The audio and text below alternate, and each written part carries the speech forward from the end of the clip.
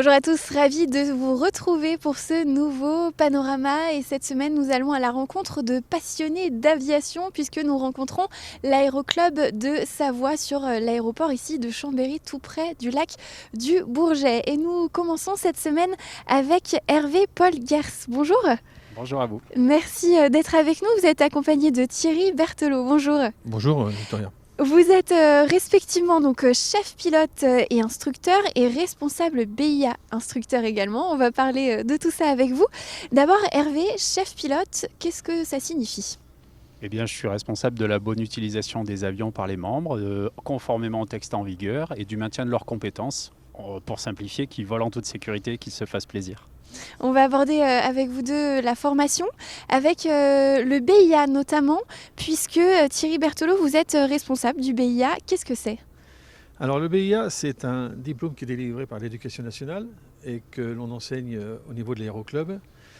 Il est destiné à faire découvrir le monde aéronautique aux jeunes, puisque la cible de ce BIA, c'est plutôt les jeunes qui sont en troisième, donc qui ont à peu près 14 ans.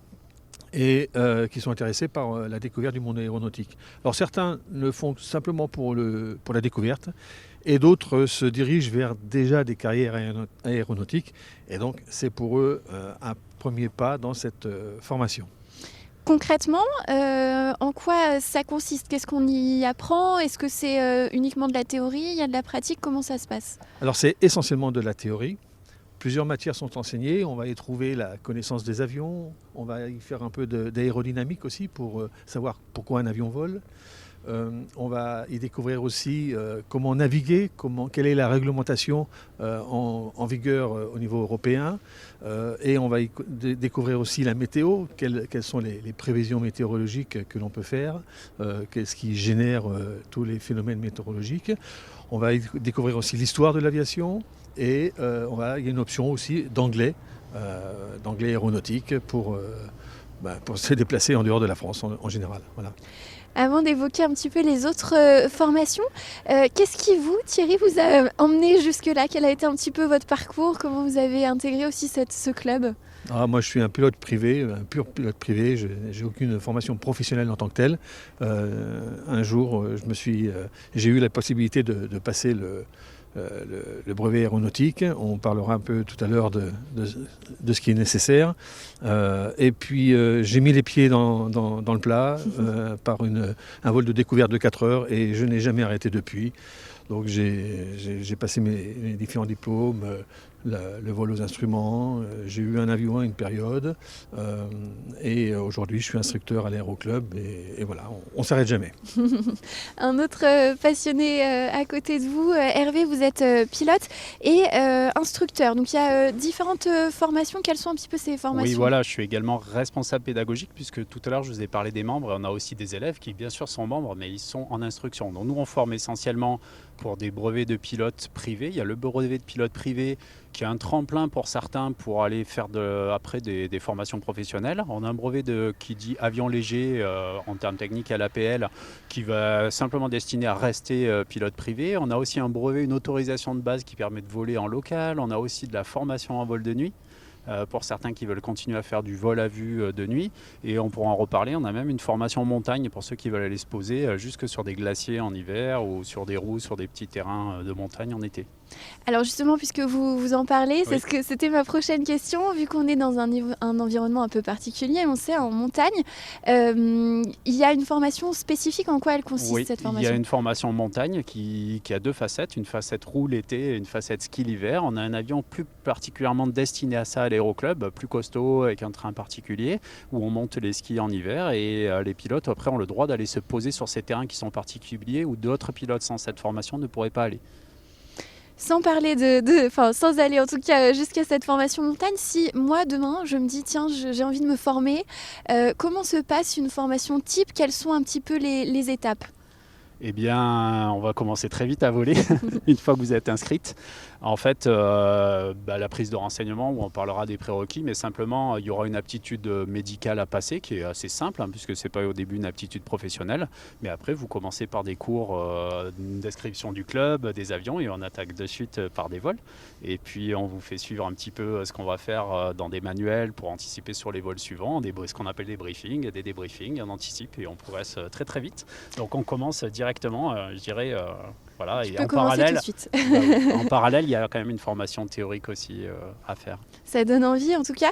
Est-ce que le BIA, on en parlait tout à l'heure, c'est un prérequis, il faut absolument l'avoir pour devenir pilote ou pas? Alors non, ce n'est pas un prérequis, mais ça permet d'avoir quelques aides de la part de la Fédération française aéronautique. Et puis surtout, c'est une première marche. On met le pied à l'étrier, on commence à vraiment comprendre ce que c'est qu'un avion, comment il vole. Et c'est une partie théorique d'ailleurs qui est utilisée dans ce qu'a évoqué Hervé, l'ABL, le premier niveau, le tout début qui permet de faire du vol local. Eh bien, avec le BIA, on peut commencer à voler dans ces conditions-là. Je disais, si j'ai envie de me lancer, je peux venir demain, mais quand même, est-ce qu'il y a des prérequis à avoir pour une formation? Beaucoup d'envie. Alors ça va. Non, pas particulièrement. Bien sûr, on vous donnera une durée, une idée de durée, de coût, de ce que ça implique, parce que c'est vrai que ça reste une passion, il y a de l'investissement, mais c'est aussi beaucoup de plaisir. Donc non, je dirais qu'il n'y a pas de prérequis. On pourra parler des élèves, des tranches d'âge que l'on a, certains qui veulent commencer de suite après le BIA, donc ils sont très jeunes, à savoir pour l'anecdote qu'on peut avoir un brevet de pilote avant d'avoir le droit de conduire une voiture et de voler seul avant. Donc c'est quand même particulier. Vous évoquez le coût, c'est une question qui peut peut-être en intéresser certains. On a peut-être dans l'imaginaire l'impression que ça coûte très cher. Est-ce que c'est le cas? Est-ce qu'il y a une petite idée du budget si on veut se lancer? Alors le budget est relativement variable. Malgré tout, on le situe dans une fourchette qui est de l'ordre entre 10 et 12 000 euros. C'est en gros une bonne moto. Voilà, c'est ce qu'il faut. Sur une durée qui va s'étaler entre 1 an et 2 ans, globalement, c'est à peu près les durées générales qu'on voit au travers des formations. Donc c'est quelque chose de très abordable. Évidemment, ça nécessite un travail personnel, puisqu'il y a des choses à apprendre quand même. C'est beaucoup plus facile de les apprendre à 18 ans qu'à 60 ans, c'est évident. Donc la durée de formation variera aussi en fonction de l'âge, mais c'est surtout en fonction des capacités de chacun d'obtenir rapidement son brevet. Ça, c'est pour les pilotes privés. Enfin, tout ce qu'on dit là, c'est voilà, si Tout moi à j'ai fait. envie de voler. Parce que par exemple, pour les passionnés, nous on a des packs. Quelqu'un qui voudrait découvrir l'aéronautique en faisant 5 heures de vol chez nous, c'est parfaitement possible. Forcément, c'est pas le même prix, c'est beaucoup moins cher et on découvre plein de choses et c'est de l'instruction. On fait des vols d'instruction. Il y a réellement une inscription au club et puis c'est de la formation et il y a beaucoup de plaisir aussi à faire ces vols de 5 heures pour les membres et même pour nous instructeurs. Et ça, c'est une formule qui est très très intéressante et puis qui permet des fois à des personnes de se dire bah oui, je vais continuer. Quel est le public qui vient vous voir? Qui sont un petit peu les gens qui s'intéressent au pilotage, à l'aéronautique ici? On a toutes sortes de profils.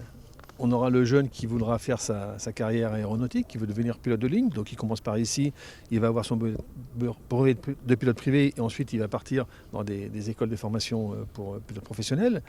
On a aussi des personnes qui sont à la retraite, qui arrivent à la retraite, qui se disent bon tiens, j'ai toujours été tenté, donc je vais apprendre à piloter. Et puis des personnes aussi, entre les deux, les 40 ans, qui commencent à avoir un budget, le budget possible au niveau familial, un peu plus de temps peut-être. Les enfants peut-être moins à choyer, et donc qui disent moi j'ai envie de faire et voilà. Et pour ma part, je sais que j'ai commencé aux environs de 37 ans à me lancer dans cette formation et ensuite dans le vol très régulier. Est-ce que ça incite les jeunes du coin, par exemple, d'avoir cet aéroclub ici? Oui, on a pas mal de jeunes qui viennent et même de plus loin. Là, on a des arcs qui viennent des Bauges. Les 2 derniers les plus jeunes à être brevetés, c'est des personnes qui se destinent à une carrière professionnelle et qui ont choisi l'aéroclub pour venir faire la formation.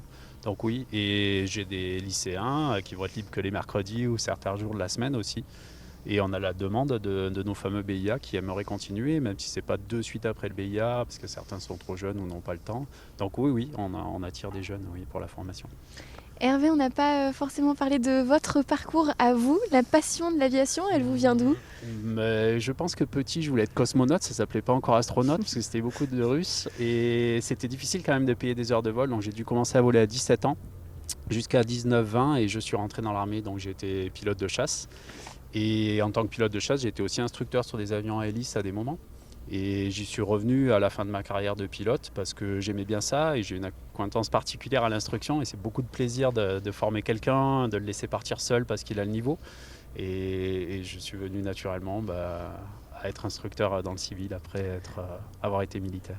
Vous avez un petit peu devancé ma question. J'allais vous demander justement pourquoi être instructeur, vraiment, qu'est-ce qui vous anime, qu'est-ce qui vous plaît dans le fait d'emmener des gens ou de... Je te laisse commencer. Mais Thierry, je pense qu'il va dire pareil que moi. Là, on a eu beaucoup d'élèves qui ont été brevetés cette année. Donc nous, cette année, on a eu en moyenne entre 15 et 20 élèves, mais on en a breveté beaucoup. On a eu peut-être une dizaine de brevets et ça fait vraiment plaisir de voir qu'ils sont autonomes. Et ne serait-ce que les lâcher, le premier vol tout seul, ça veut dire qu'ils savent gérer des choses tout seuls. Et c'est un plaisir de les lâcher parce que on sait qu'on a bien bossé, qu'eux ont bien bossé, qu'ils vont se faire plaisir et c'est beau de voir quelqu'un partir tout seul. Enfin, moi, ça m'émeut. Ça vous fait pas peur quand même de les lâcher comme ça dans le ciel? On a vérifié 2-3 bricoles avant.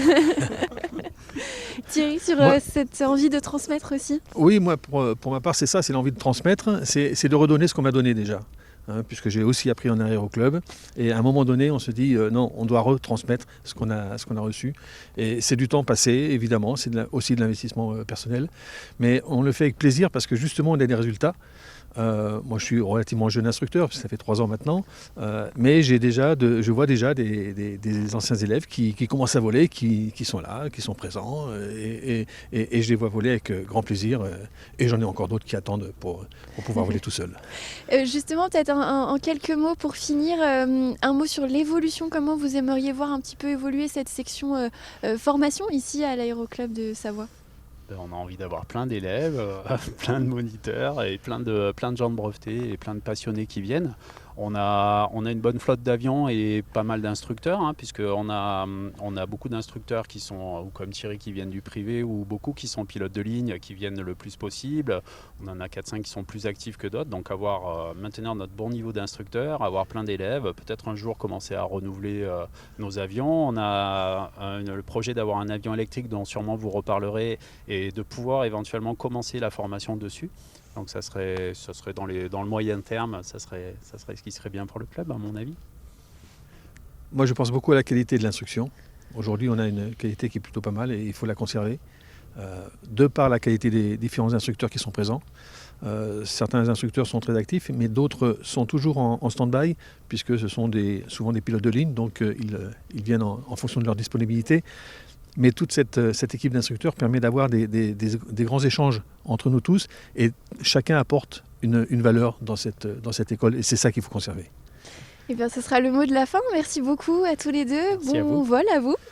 Et on va se retrouver demain pour le 2e épisode de ce panorama. Je serai en compagnie du responsable de la commission événements et animation ici à l'Aéroclub de Savoie. Je vous dis donc à demain.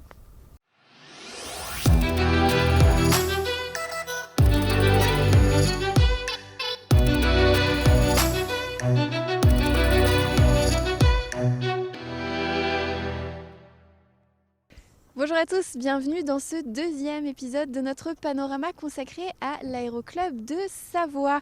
Bonjour Cyril Charlier. Bonjour. Merci d'être avec nous. Vous êtes le responsable de la commission animation et événements pour le club. Avant de parler un petit peu de tout ça, quelle est, votre histoire avec l'aviation ? Alors, mon histoire, elle est assez classique. J'ai été passionné tout petit. J'aurais aimé être pilote de chasse, être pilote civil. Ça a vite été interdit pour moi à cause de problèmes de vision des couleurs. Mais j'ai pu, il y a quelques années, 10 ans, m'inscrire pour le brevet de pilote amateur et m'inscrire à l'Aéroclub de Savoie. Voilà.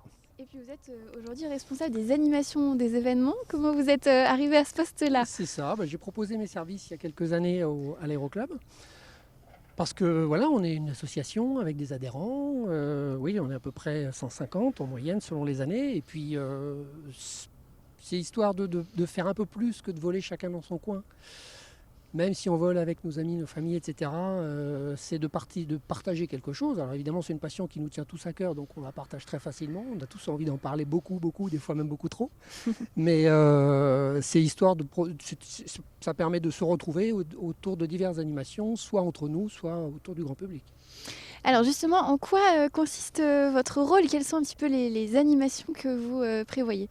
Alors en fait, on a deux grands pôles d'animation. On va dire qu'on a les animations un peu entre nous, internes au club ou entre pilotes, c'est-à-dire on va faire des choses dans l'année, mais ça reste entre guillemets fermé aux adhérents.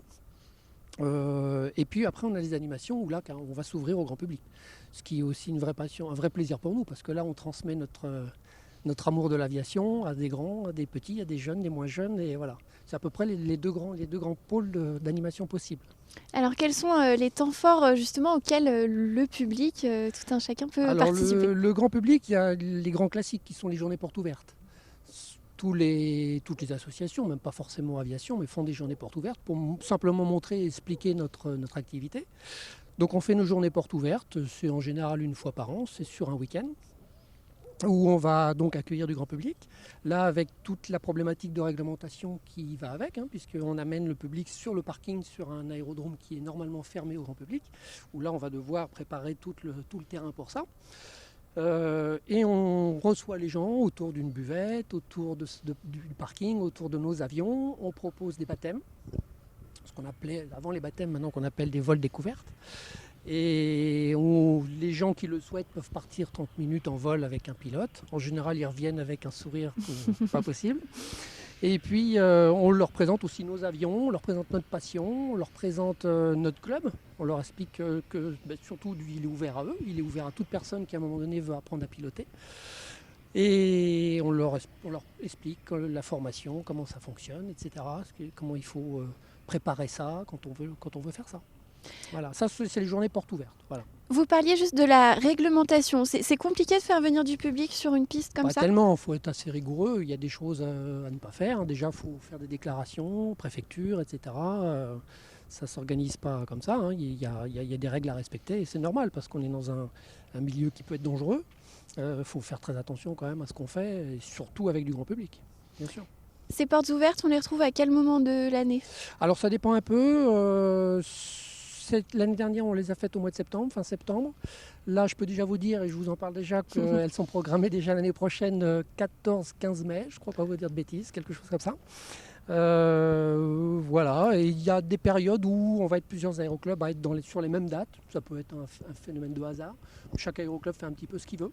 Et puis ça dépend des conditions climatiques. Alors les j'imagine. conditions climatiques, évidemment, on ne les maîtrise pas, ça serait trop simple. En général, ce qu'on fait, c'est qu'on prévoit 2 jours, un samedi, un dimanche. On prévoit le samedi, et avec report le dimanche si problème météo le samedi. Et alors là, après, on croise les doigts, tout simplement. Ça déclenche des vocations parfois? Bien sûr, on l'espère. Et puis oui, clairement, on voit des enfants qui arrivent, ou même pas que des enfants, des gens qui viennent ici parce qu'ils ont ça chevillé au corps comme nous, on l'a eu ou on l'a. Et ils sont très attirés par ça. Et puis après, quand on voit des gamins qui viennent ici et puis qu'ils ont des yeux grands ouverts parce qu'ils voient des avions, ils les touchent, ils peuvent monter dedans. Enfin voilà. Oui, bien sûr que ça déclenche des vocations. Ouais. Est-ce qu'il y a d'autres événements un petit peu emblématiques ou incontournables si l'avion qui est derrière nous laisse parler, parce que je crois qu'il y en a un qui va Il décoller. va faire beaucoup de bruit celui-là. On va peut-être le laisser passer.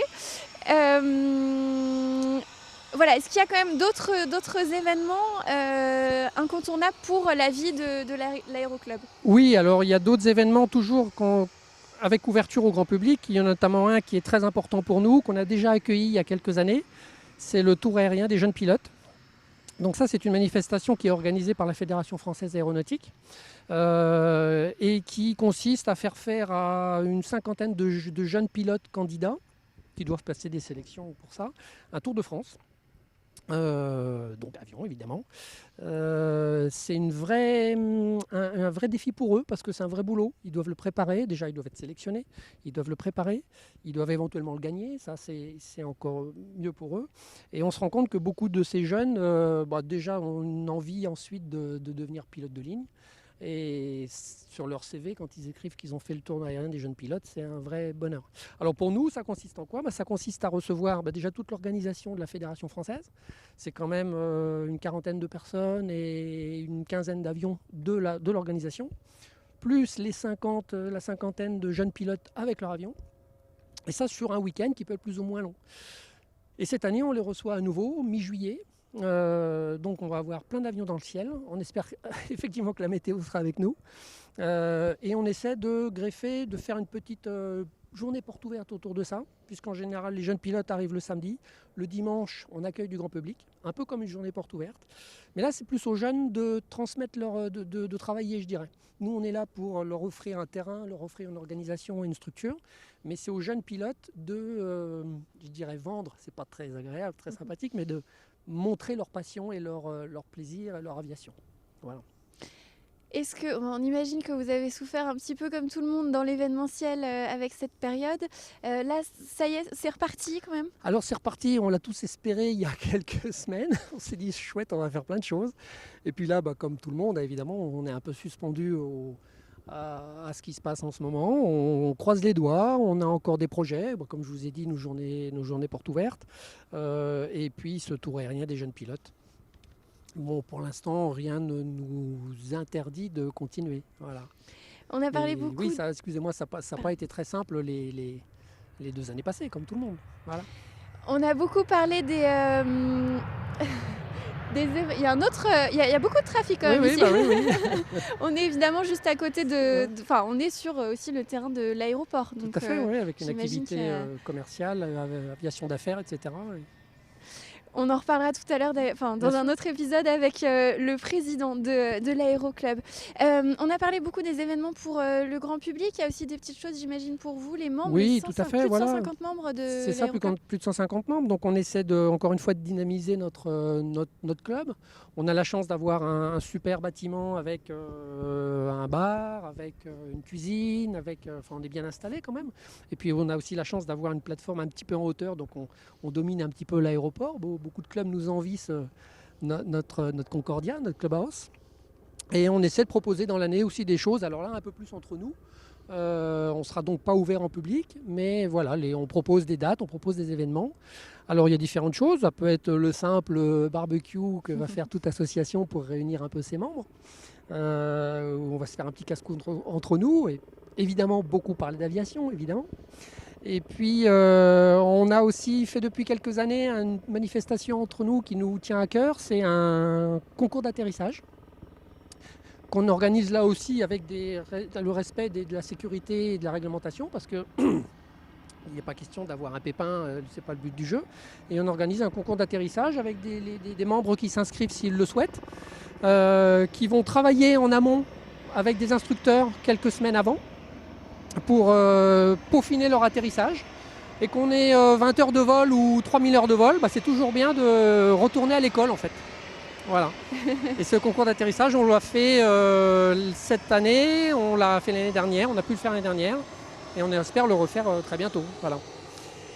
Et puis très bientôt, le club a aussi fêté ses 100 ans, puisqu'il est né en 1925. J'imagine que ça va être une belle fête. On commence à y réfléchir, on commence à en parler parce on va être en 2022, donc dans 3 ans. On espère sans doute proposer quelque chose au grand public. Pour l'instant, on n'en dira pas plus, mais on a une idée qui se profile. Mais bien sûr, on va fêter ses 100 ans, oui, bien sûr. Ouais. Est-ce que vous avez le temps de voler encore avec tout ça vous-même, vous avez le temps de...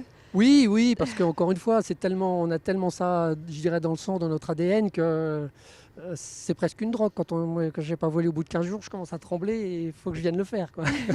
Donc on trouve toujours le temps. Après, il y a la problématique météo, la problématique de la disponibilité des avions, etc. Mais on vole jamais autant qu'on le voudrait, mais on essaye, bien sûr. Et merci beaucoup, en tout cas, Cyril Charlier, d'avoir été avec nous, d'être venu nous parler un petit peu de la vie de ce club. On vous souhaite encore plein de beaux vols. Merci à vous. Et à bientôt. À bientôt. Je vous retrouve pour ma part dans le 3e épisode de Panorama consacré donc à l'Aéroclub de Chambéry. Nous rencontrerons demain un autre pilote, également instructeur et mécanicien, pour parler de la gestion du parc aéronef. Je vous retrouve donc demain. À très vite.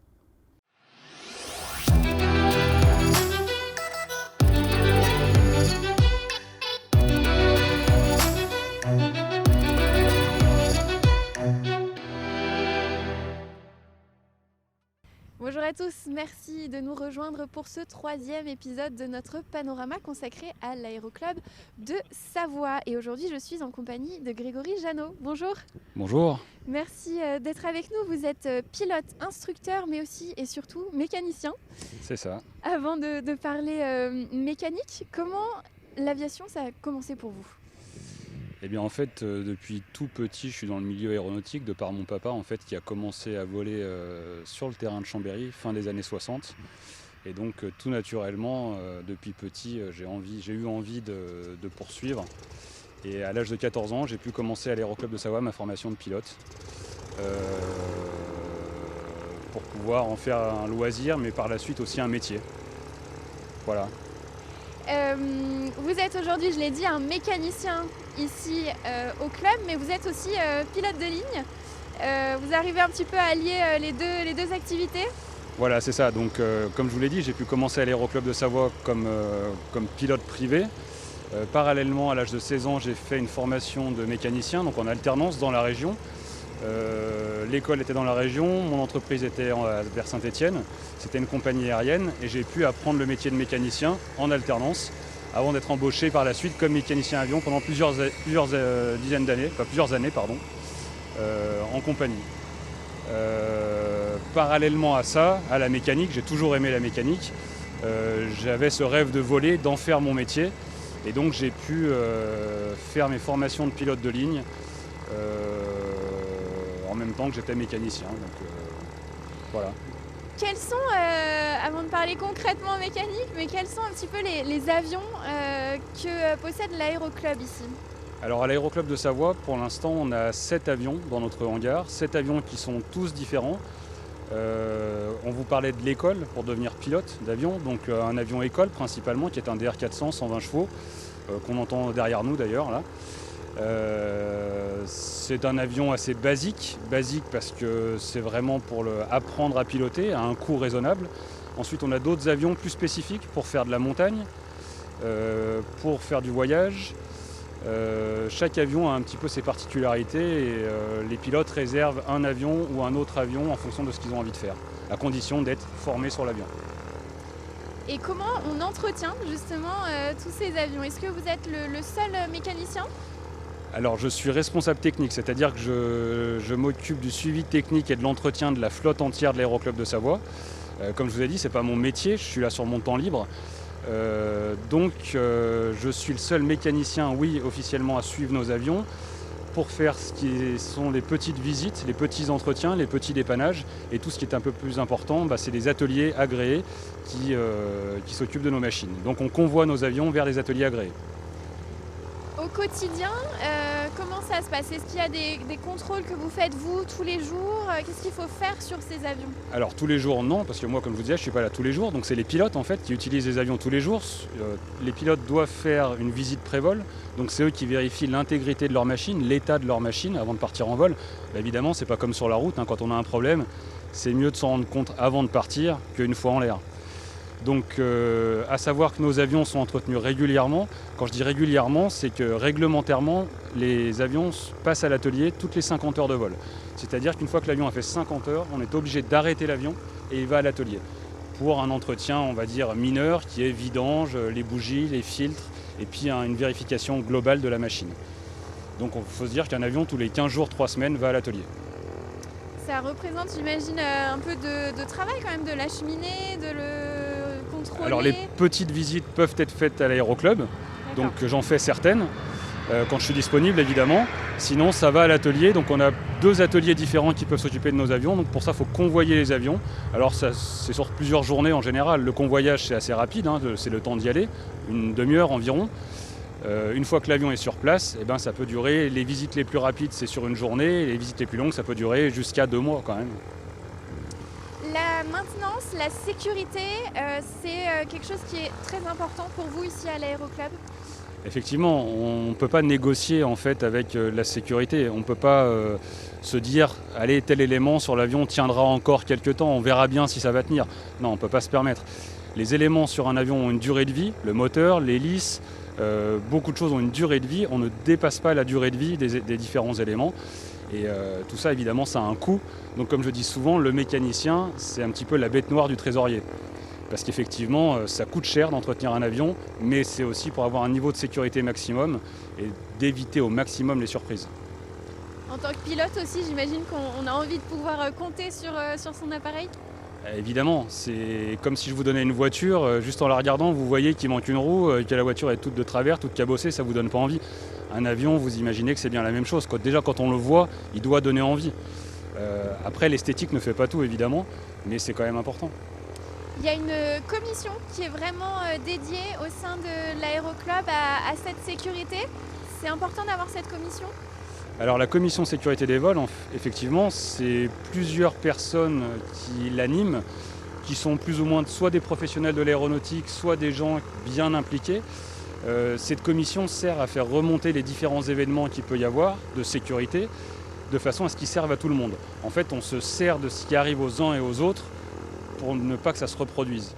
Donc, comme on dit souvent, il faut qu'on ait une culture juste, c'est-à-dire les gens qui nous font remonter des informations sur des problèmes qu'ils ont eus, sur des erreurs qu'ils ont commises. Il faut en parler en fait, il faut que ça serve aux autres. Et évidemment, on ne va pas taper sur quelqu'un qui vient nous dire bah voilà, j'ai eu tel problème, je pense que je me suis trompé ou j'ai pas fait ce qu'il fallait. Non, c'est bien d'en parler, il faut que ça nous serve et on essaye que ça ne se reproduise pas. Donc on met en place des solutions, des méthodes, des procédures pour limiter les risques. Est-ce que vous avez déjà eu, vous, au cours de votre carrière, que ce soit en tant que pilote ou mécanicien, des gros soucis ou des choses inattendues, des anecdotes peut-être ? Oui, des pannes, des petites pannes, alors que ce soit sur des avions d'aéroclub, très rarement, sur des avions de ligne aussi, ça arrive, il faut le savoir. Ça arrive régulièrement qu'il y ait des pannes, on est formé pour traiter les pannes, on a des procédures, on a des checklists qui sont faites justement pour traiter les pannes correctement et pour pouvoir ramener l'avion et ses occupants en toute sécurité. Après, une panne moteur, ça peut arriver, c'est très rare, on en entend très rarement parler, mais même pour ça, les pilotes sont entraînés à gérer la panne moteur, où l'avion se retrouverait en mode planeur. Est-ce que l'environnement ici montagnard peut abîmer plus ? On sait que sur les routes, par exemple, nos voitures sont sujettes au sel, etc. Ça les endommage plus qu'ailleurs. Ici, dans le ciel, l'environnement de montagne, ça a un effet ? Non, l'environnement, le climat, on va dire, de notre région n'est pas du tout problématique pour nos machines. On sait que oui, sur des îles, par exemple, avec de l'air justement avec beaucoup de sel, etc., oui, ça peut endommager les machines. Nous, en l'occurrence, ici, on n'a pas de problème. Par contre, on a certains de nos avions qui peuvent aller se poser en montagne, se poser sur glacier, se poser sur des altiports, des altisurfaces, où les états de surface sont un peu cabossés, on va dire accidentés. Forcément, ça abîme un petit peu plus les avions. Il y a des spécificités, justement, on parlait aussi des formations montagne avec des avions qui peuvent atterrir.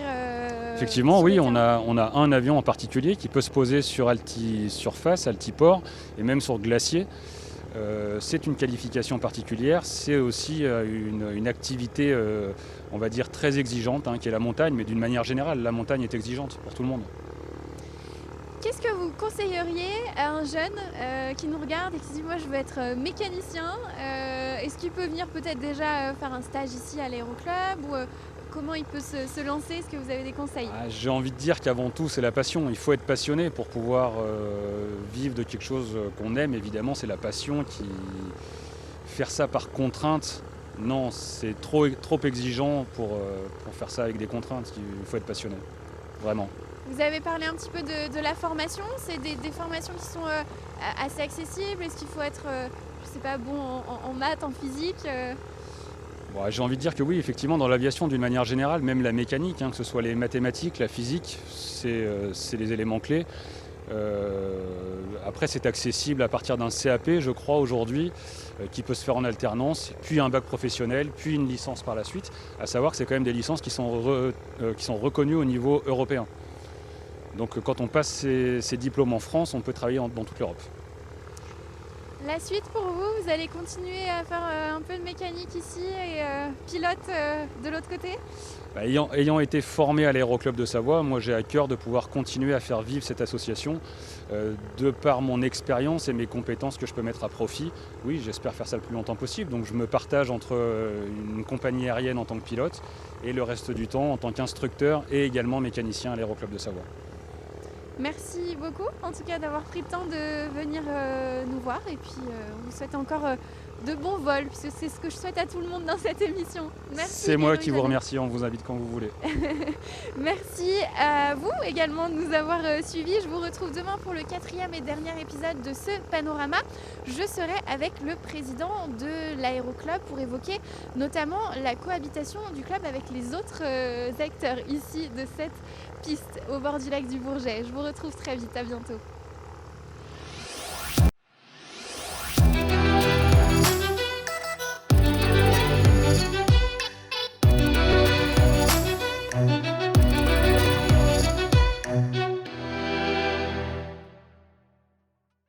Bonjour à tous, merci de nous rejoindre pour le 4e et dernier épisode de ce panorama consacré à l'Aéroclub de Savoie. On remercie d'ailleurs l'équipe de nous accueillir ici sur cette piste. Et pour terminer cette émission, je suis en compagnie de Bernard Boismont. Bonjour. Bonjour et bienvenue à l'Aéroclub de Savoie. Merci de nous accueillir. Vous êtes le président du club. Comment vous êtes arrivé tout simplement à la tête de ce club ? Oh, bah, c'est une longue histoire qui a commencé il y a quelques années, quelques dizaines d'années, disons, par quelques premiers vols, et puis petit à petit, d'abord le vol à voile, ensuite le vol avion, et puis en 2014, ayant trouvé quelques disponibilités du fait de mes occupations professionnelles, j'ai pu me consacrer un peu plus à l'Aéroclub de Savoie. Donc, dans un processus électoral tel qu'il est décrit dans nos statuts, je me suis retrouvé président de cette structure. L'aviation, c'est une passion qui dure depuis longtemps pour vous ? Je ne vous donnerai pas le nombre d'années, mais effectivement, ça dure depuis très longtemps. J'ai fait un premier vol, j'avais 5 ans. Je n'ose pas trop en parler parce qu'en fait c'est un vol que j'ai fait debout entre ma mère et le pilote dans un planeur. Bon, il y a prescription, mais effectivement c'était totalement en dehors de toutes les normes de sécurité. Mais c'est en tout cas ce qui a déclenché mon attirance vers cette activité. C'est resté depuis une passion ? Est-ce que vous êtes devenu pilote ? Depuis toujours, j'ai jamais arrêté. J'ai commencé par le vol à voile sur une plateforme, sur la plateforme de Châles, et depuis, j'ai toujours pratiqué cette... Le vol à voile, pour ceux qui ne sauraient pas ce que c'est, qu'est-ce que ça signifie ? C'est le vol en planeur.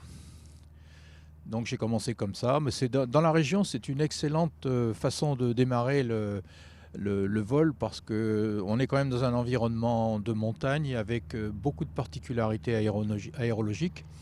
Et le vol à voile permet de mieux les appréhender, de mieux les découvrir et de mieux les prendre en compte. Et vous l'avez dit, de fil en aiguille, vous êtes devenu président de cet Aéroclub de Savoie. J'en ai d'abord été le trésorier et puis fatalement, au bout d'un moment, je m'en suis retrouvé président. Quelles sont les particularités de ce club ? Je dirais que la particularité la plus importante, c'est la plateforme.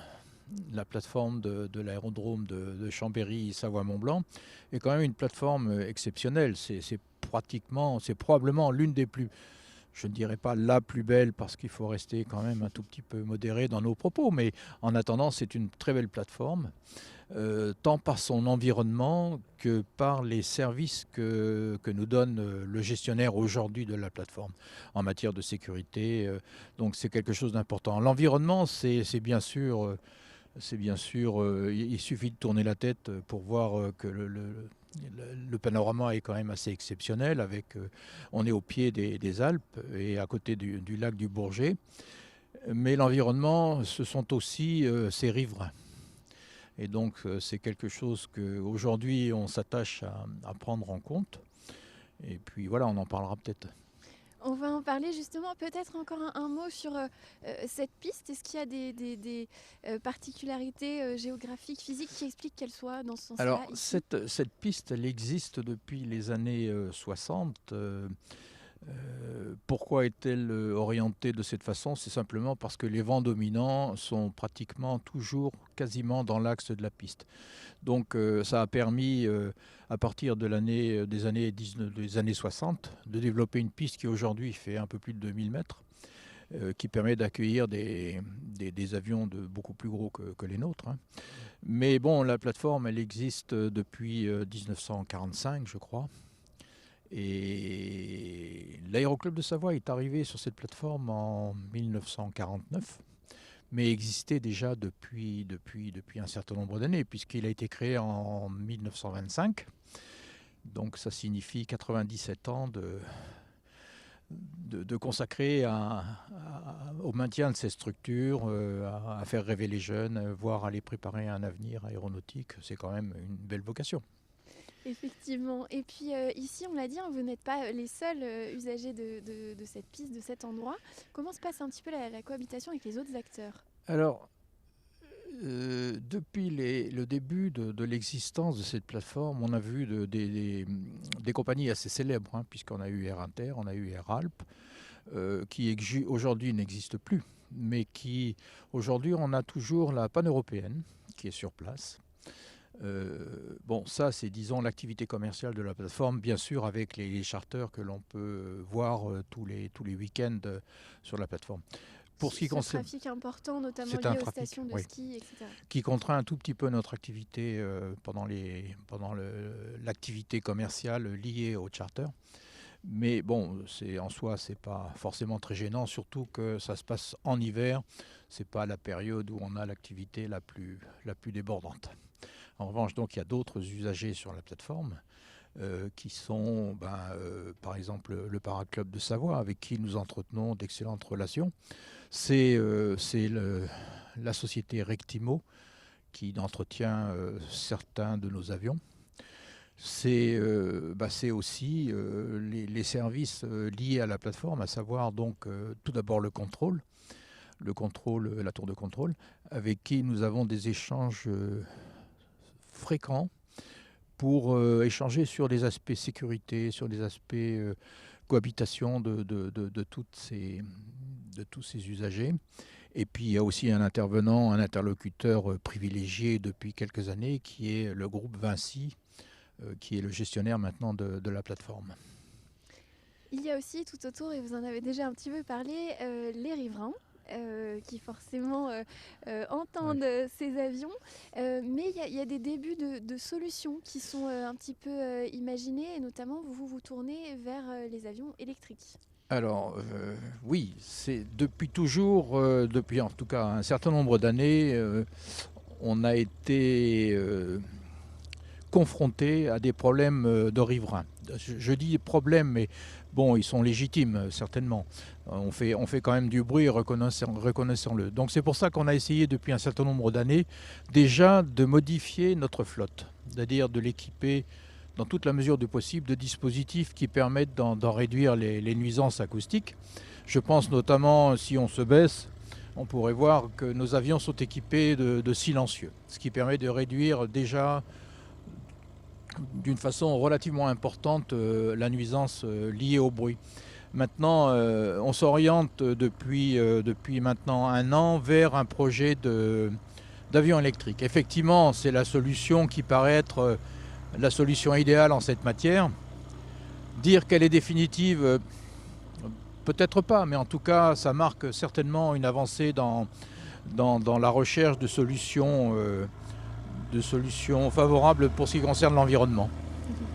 Oui, c'est quand même assez bruyant un avion. Hein. Derrière vous, un avion qui est en train de partir. Peut-être un petit mot sur justement cet avion qui part. Quel est cet avion?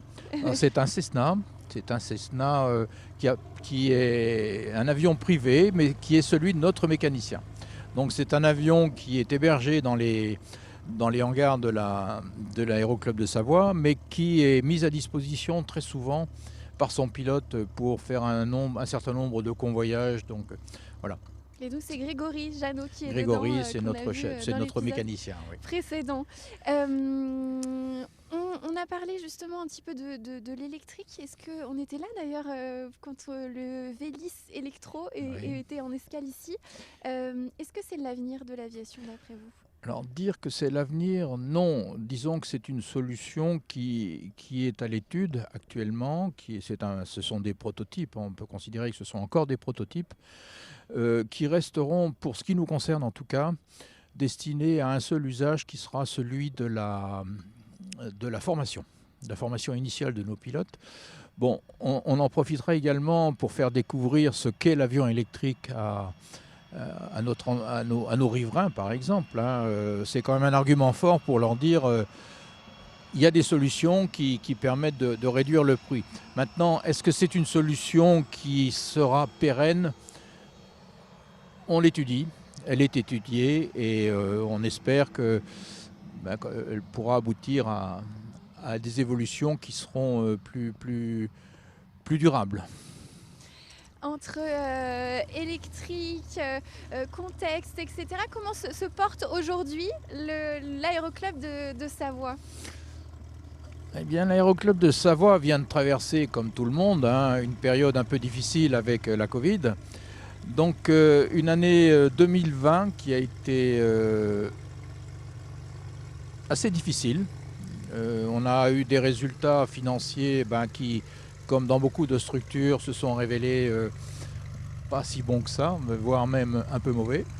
Mais avec la reprise de l'activité et donc le souhait des pilotes de retrouver une expérience apte à les faire voler en sécurité, donc tous nos pilotes se sont relancés dans un renouveau de leur activité, de leur formation. Et aujourd'hui, presque en cette fin d'année, le résultat est bon. On a fait une belle année. Comment vous voyez la suite? Quels sont les projets là, pour les années à venir? Le projet principal, c'est bien sûr l'avion électrique. Dire que ça va être que l'avion électrique, non. Il y a quand même un événement d'importance pour nous qui va être celui de notre centenaire. D'ici à 3 ans, on espère bien pouvoir mettre sur pied un bel événement. Pourquoi pas avec la Patrouille de France, pourquoi pas avec un beau plateau. En tout cas, on s'attelle dès à présent à sa préparation. On vous souhaite en tout cas un bel événement. On attend un petit peu pour vous souhaiter un bon anniversaire quand même. C'est pas tout de suite, ce sera d'ici 2025. Merci beaucoup Bernard Boismond de nous avoir accueillis C'est un plaisir, ça a été un plaisir. Pour cette émission et on vous souhaite plein de bonnes choses pour la suite. Et on attend avec impatience nos futurs visiteurs. Merci beaucoup, à bientôt.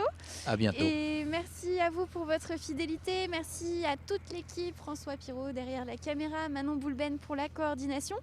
On se retrouve très vite sur 8 Mont Blanc pour de nouvelles aventures.